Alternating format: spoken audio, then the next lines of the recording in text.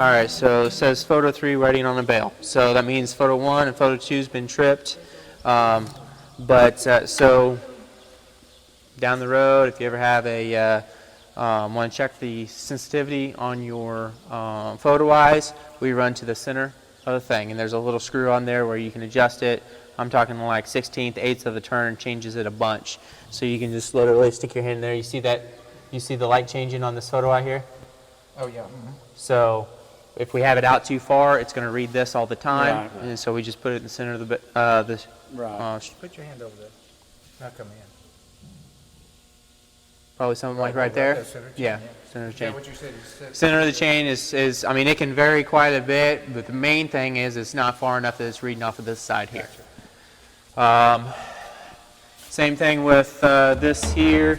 We want it to be to the end of the chain because the bales are always going to be here and back because it's going to be pushed in with the pressure plate to here. So we want it to be about right there. I'm being a little redundant here. You don't need to know this. It's already set. Where's the adjustment though? So you see the two lights here? Yes. You're going to have to see it from this side. See the two lights here? See that little black spot? That's actually a flathead screwdriver that fits in there. Oh, a jeweler's type? Yeah. Okay. Yeah. But we're talking like little bitty turns in order to adjust that. Cool.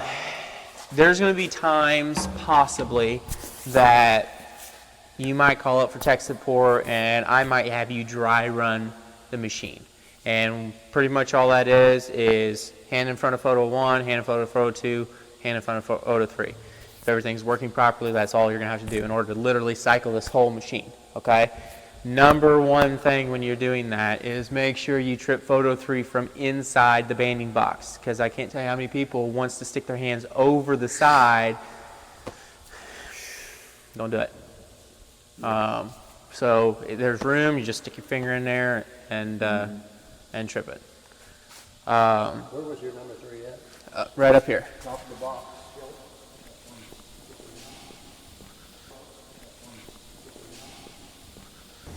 Right here. You literally just stick your hand in here. Okay. Gotcha. Okay? Yeah. Doesn't really matter how close you get to it. It's not like it needs it out so far. It's right here. You Yeah. put your hand in here. You're good there. Yep. Yep. Can't get hurt What that do you way. say people do? They do They what? reach over the top with the lid open. And then the They- vertical they have plunger tries to close on them. They got to get their hand out of the way before it. How do they do Because that? see that? I mean, if they got this closed and they get up there on top of it, Oh, they're just reaching over like that. Well, your first inclination, I'm going to put my hand where the bale is. Well, that works for there and that works for photo 2, but it don't work for photo 3. No, because Don't that do can it. come right down, and that's Yeah. bad news right So there. make sure you trip it from the inside if you Gotcha. do trip it. Okay? Glad you told us that. I'd have been one of the dummies. Hey, Only it's- once. Yeah. Yeah, you'll remember every time thereafter, right? All right, so I'm going to fire this thing up, and I'll try not to go too crazy in depth. All right, so is the e-stop on that thing? Nope.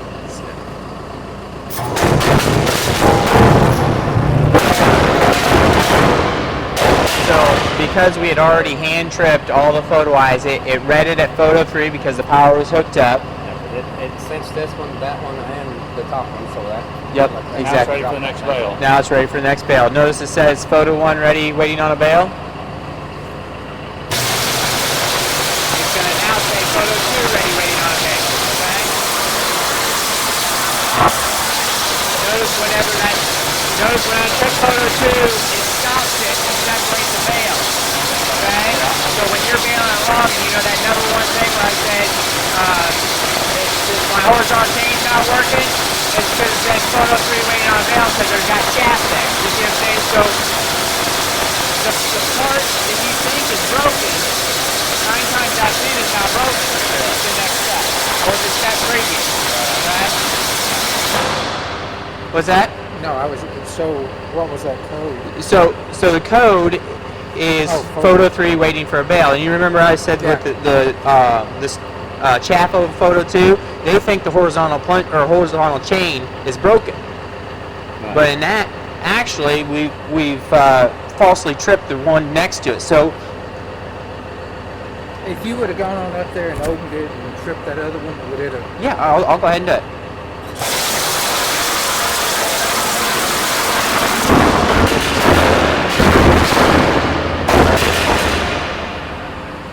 okay? Once it gets the third one on there, it compacts it. Notice how the strap guide arms are down here in bale position 2. Each step it goes down and it stops it in each one of the locations. See what I'm saying? So what it's telling me right now, it's waiting on that. Yeah. Starting all over. Starting all over again. I wanted to make sure 100, 102, 103. I wouldn't necessarily go by the orientation of the codes. When we created the codes, we just went numerical. Let's go that way. But anyway, we just went numerical. But you know, whether we created the code for the vertical plunger or the strap guard arm next or this, I mean, who knows how the codes are ran? I don't even know the codes. Okay. If you used to call me up and say, hey, I got a code 209 or whatever, right? I'm going to be like, what does it say? You know what I'm saying? I don't have a book in front of me. I don't even care what the book says. Is this what you're saying, what it said? This is what I want. I want photo 1 ready on the bale. I want the verbiage of what it actually is saying because that's what it's thinking right now. Cool. If you don't know a code P42 or whatever. I don't.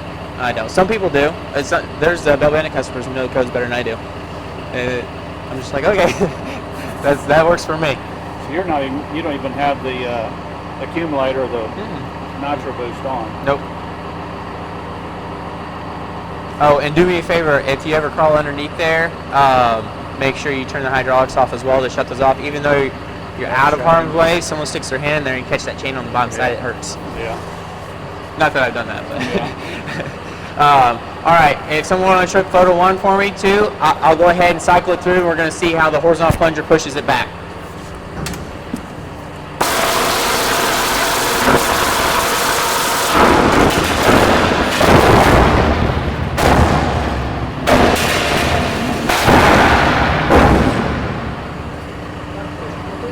Yep. So you notice how the strapping's going all willy-nilly? It's just because the bales did not take the slack out. So this would not be normal conditions. Yeah. And you got to make sure that they don't have kink over, yeah. They would stay tight though. They all would have been under.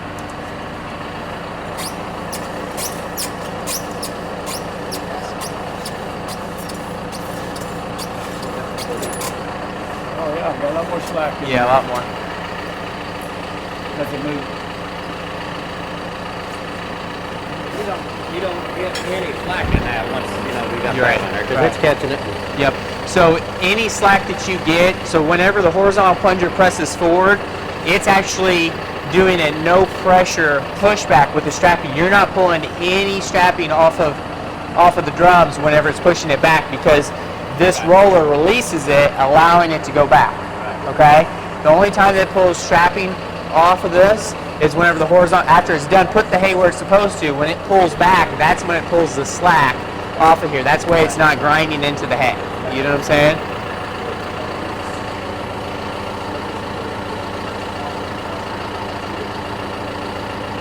So now it thinks it's got 1 row of hay already in there. Yep.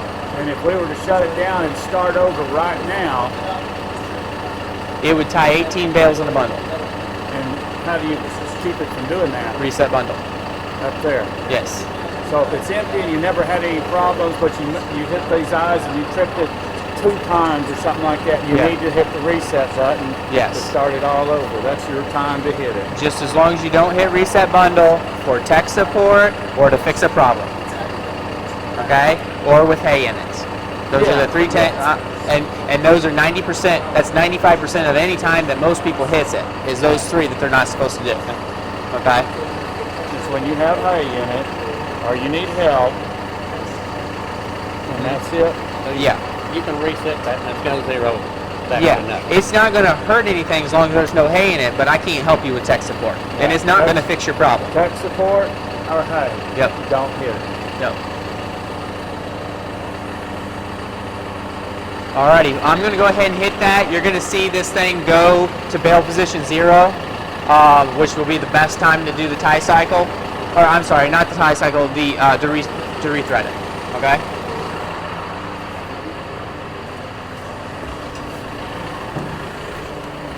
Alright, you guys clear? We clear? Nobody's touching?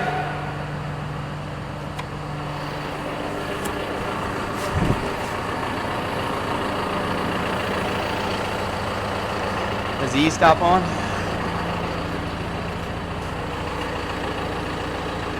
You know where it went up there. Oh, you- Yeah, I hit it.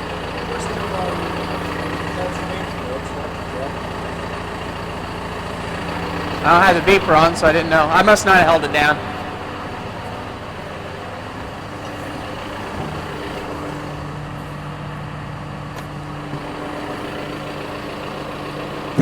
There we go. You gotta hold it down a little bit. Do what? You gotta hold it down a little bit. It's got a delay on it. Notice how the bales disappeared on the screen. It had been bale. It did have 3 bales here, and when you hit the reset bundles out, now your bale counts 3 on that. But all right, so So you hit the reset deal that you just said. not to hit. Yeah, you do that whenever you've cleaned out. Like you don't hit it for doing new strapping. You don't hit it at the end of the day or anything like that. It's only whenever you're cleaning out the hay. Not like then do you think about it. You don't do it when you're changing out strapping? No. I thought Because there was one to restore. there's reset strapping and then there's reset bundle. Okay. The reset bundle is what I'm saying. Don't Okay, hit. all You know what I'm saying? Even if you're bailing along, the machine sets down, and you need to rechange your strapping, it's going to stop it in the right position. So you don't have to hit reset bundle or anything like that because it's already at bale 0. It don't lose its memory. Right. Yep. So when it shuts down to do the strapping, it's going to automatically go to this. This is bale position. This is the true bale position 0. So. Also, I'll just show you.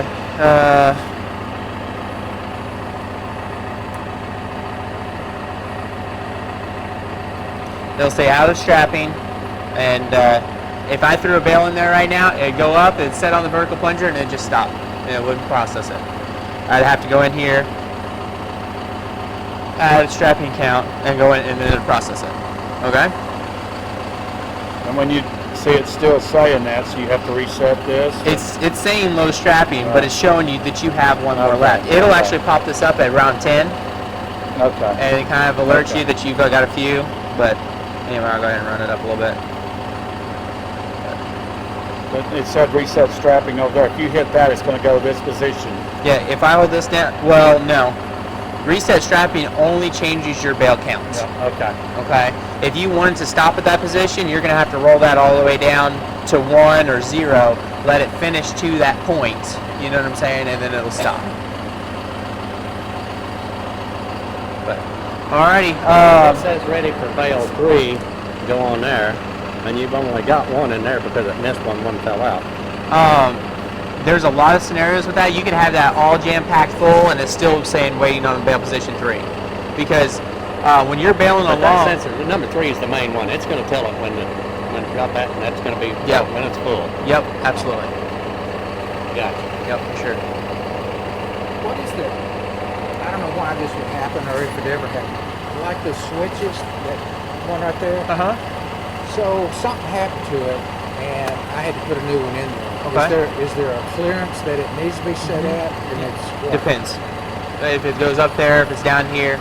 There's different size magnuses, different clearances, different stuff like that. Where do I find it? If I order one from you, because I tore one up, where do I find what to set it at? You can either give us a call or it's in the manual. It's in the manual. Yeah. That's just like on that counter or stroke counter we put on the Yeah. trailer. Yep. It was a little different. All you had to do is make sure it was clear. Yep.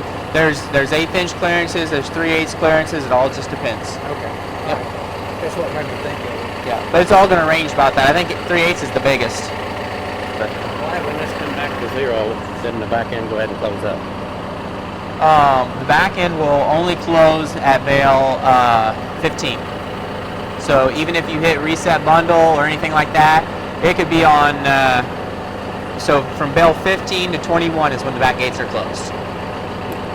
So it doesn't. What keeps the bales on there that stood on end, they're stacked up there? What keeps them bales from actually turning over? Well, you got the strapping going around. Yeah, them. that's right. Strapping And then up the backside and held. also with them being compressed and locked into those grooves, the compression grooves, they don't really want to do it anyway. Now, if you start out fresh one morning, the band is clean and everything, and you stack those first two bales in there before you get to that third one. Say you just start in on a corner or something like that, and you bale 2 bales and it makes it into the Bandit, right? But you didn't get that third one in there, and you go up a big old steep hill or something like that. At that point, one of them might kick, but that is the only time. Every time after that, you're going to have hay in the chamber. That's the banding is stretched out coming up the back side of the Yep. bale, so they can't turn over. Yeah, exactly. Yep. But you're talking like a 0.05% chance of that ever happening to somebody. I mean, it's like super late. All right, well, I'm going to go ahead and cut the bands, and we're going to go ahead and start feeding stuff through. Is there anything that you guys want to see, like that I haven't covered yet or anything?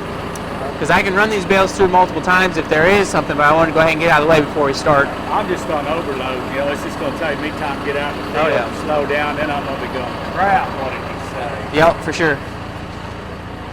So, I was curious to see how. so the strapping, whatever, just to idiot-proof it or whatever, always encourage your customers to cut it at the top and not bend over here and cut it, because now you won't have probably any issue with it at all because the edges aren't rolled, Right. and that whenever you don't roll those edges, it makes it just super pliable, whatever. But anybody that's running twine, and like 95% of our customers have these rolled, so just cut at the top. Don't. Yeah. I mean, if you can run a pocket knife, you can run this, but just kind of portray that to your customers as well. We have people, oh, the strapping is dangerous, and I'm like, you got a pocket knife in your pocket? Yeah? Well, don't cut yourself with it, okay? Yeah. I mean, it's just something like that.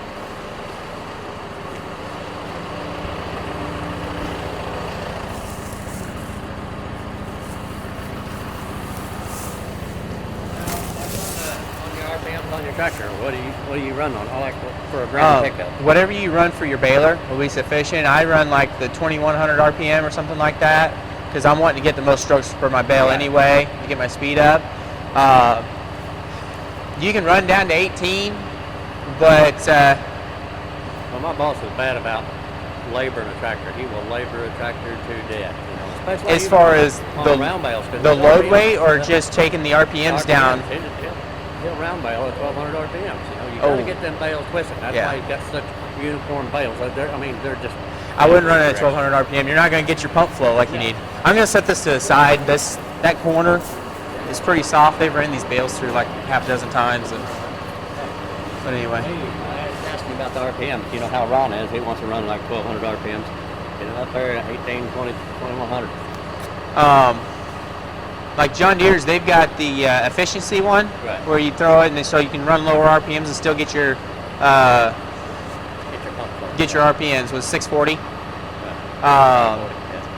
540. Sorry, my bad. And the RPMs of that tractor still fine. I would not run anything less than 1800. I'd recommend that 2100 RPM. You need to preach that to your brother. I don't have to. I just tell him who told me. I told him that before on them round bales. Yeah, but you couldn't back up who said it. No, I told him off. Actually, yeah, I'm gonna pull it off the other side. Hey, you guys want to check this out here?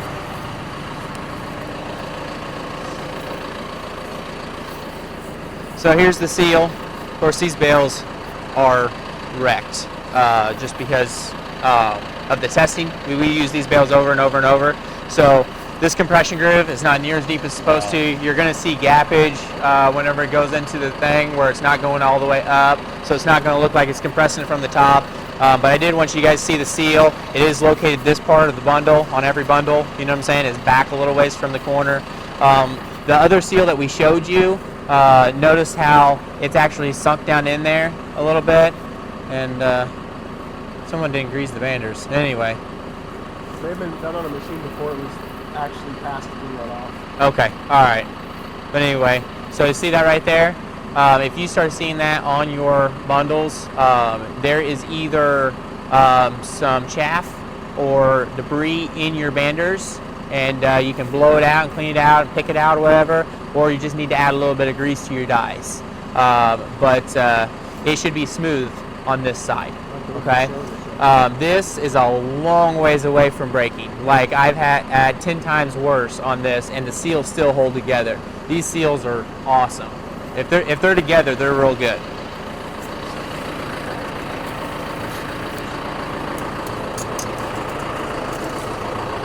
I'm not going to rev the tractor up for the sound sake of it, but if it starts running a little slower, close to the tie cycle or whatever, then I'll rev it up and I'll open up the accumulators, okay?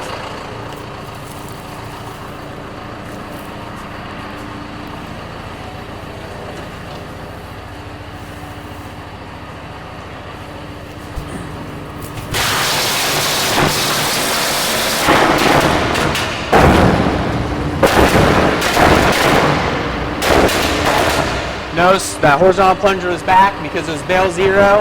It hadn't made it to the front yet.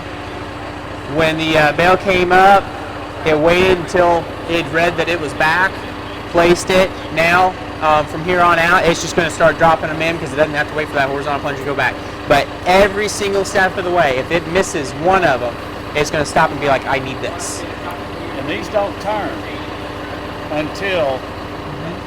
So you don't have extra wear or anything like that. Yep, less noise. Well, okay. I have to say, when I talk about a Bale Band-It and I say less noise, it's something doesn't compute because it is a loud machine. Yeah. But yes. But what? Okay, so it's got to get the bale, the front of it thrown up here, and then that kicks it on and away Yep. you go. The tines are cut at an angle so that all that can slip over. It's not going to hurt anything. And as soon as it catches one of the photo eyes, Got it. it's good to go.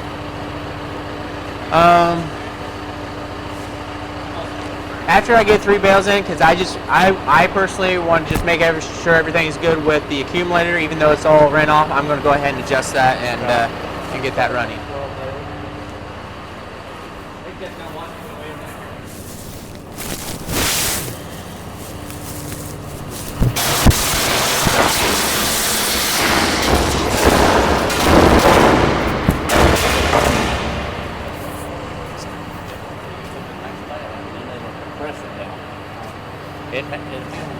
So you was talking about it tipping, the bale's tipping in the back. This is the most vulnerable state there is. As soon as I throw that third bale in there, it's not going anywhere. That makes sense there. And you said about the only way if it was a really bad bale or you was traveling up a really something Yeah, steep. and that has to happen between bale 2 and bale 3 at that moment. You see what I'm saying? Be right against And the worst thing that's going to happen is you're going to have a turned bale in there, and the bundle's not going to look very ugly. It's still going to tie it. It's still going to be 21 bales, and it's still going to be a nice tight package. Okay. It's going to compress it. We're at this point. We're only talking aesthetics. All right. I'll throw another one in, and you can see how it sets it in.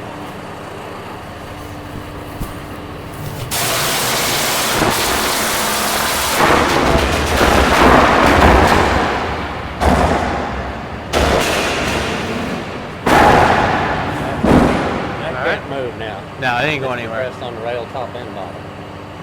No, at the end of this cycle when it trips it, the platform drops on it for just a lay on the ground. It drops at bale 12. Oh, at 12? So anytime I say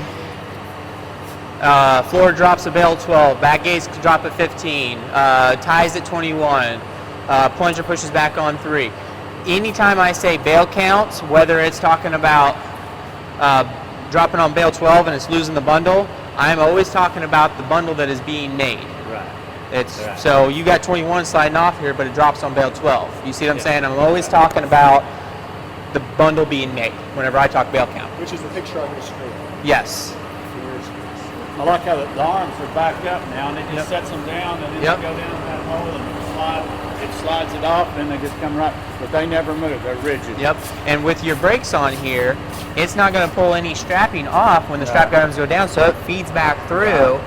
And then whenever the horizontal plunger pushes it off, it gives it slack in order to push it back, and then it pulls the slack that it needs for the next So one. your tailboard will hold a bundle, and that takes 12 more quart trips. Exactly. Yep. Okay, I was having a middle problem. Well, I finally see how all that works. Now. Yeah. That's a lot better. It happens fast. Okay, so let's look at the red and green lights here real quick. I almost brought you all over there to look inside the box when we got it right here. Okay, so we go to troubleshooting. Okay, so front relay box. Main box, it's not tying right now. It's literally going to probably stay the same through till Bale 21. Nothing really happens here. This is going to be what changes the most, right? Front relay board, band relay board, okay? So your front box here, right now I've got 1, 4, 7, 10, 11, 12, 13. Your 12 and 13, that's your... 13, I think, is the safety switch. 11 is safety switch, I think. No, I'll tell you, put it out. Inputs. But I should thought that 13 was the e-stop. Okay. All right, so let's go around here because even I don't know all the numbers off the top of my head here.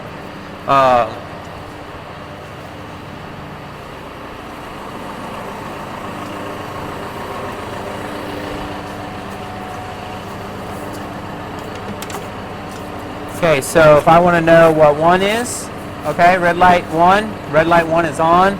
I look up here, input plug, Bale position 0, sensor bar.